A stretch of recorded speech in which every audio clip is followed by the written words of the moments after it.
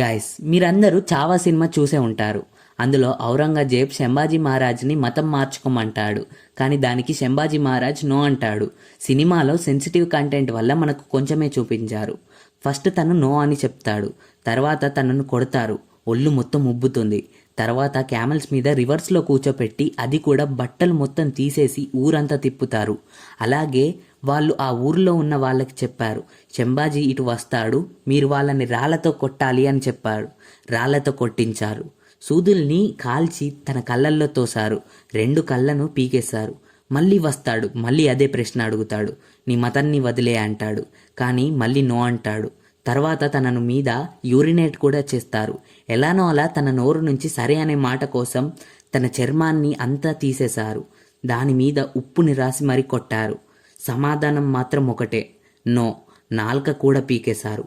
చివరికి 40 రోజుల టార్చర్ తర్వాత 12 మార్చిన చనిపోయాడు. అయినా కూడా ముక్కలు ముక్కలుగా కట్ చేసి చెరువులో పడేశారు. చివరి శ్వాస వరకు కూడా మతం మారలేదు, తండ్రి నేర్పించిన ధర్మం తప్పలేదు.